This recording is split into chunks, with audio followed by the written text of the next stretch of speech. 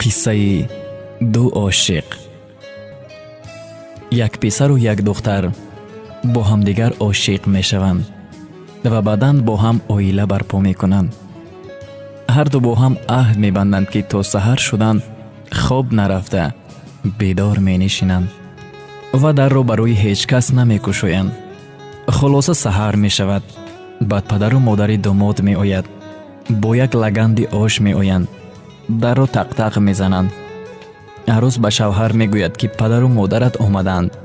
در رو می گشایم یا نه؟ داماد می گوید نه نمی گشایم. ما شرط کردیم که برای هیچ کس ما در رو نمی گشایم تا صبح دیگر هر دوی ما تنها در خانه می مونیم. خلاص در رو نمی گشایند. پس از چند لحظه دیگر پدر و مادری عروس می بیایند. پس از 2 ساعت عروس می بیند که پدر و مادرش در نزد در آمدند. داماد می گوید در رو نمی گشاییم. شرطمان همین است. عروس باشد گریه کردن می گیرد، ناله می کند و جانب شوهرش می گوید که من نمی توانم طاقت کنم. چخیل که پدر و مادرم در پس در انتظارند، منتظر من هستند و من در رو برایشان نکشایم. اگر از من رنجید هم من در رو می کشایم گفت و عروس در رو کشد. پدر و مادرش به خانه وارد می شوند.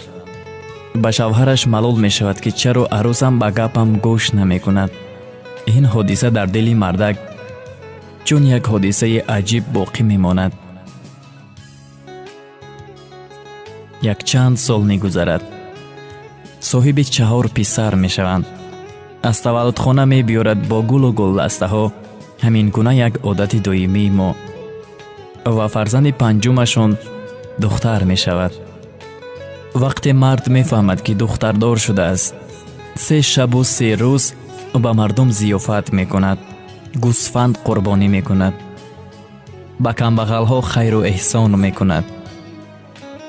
بعداً دوستانش می گویند ای مردک خوب، آخر پسر نامبردار پدر است، افتخار تو است، زنده نگاه دارنده نام تو است.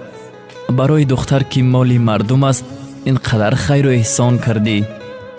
مرد باشد با همان ساده دلی، با همان گشاده دلی می گوید من این خیر و احسان را برای آن نفری کرده ایستادم که در آینده در رو برای من باز خواهد کرد.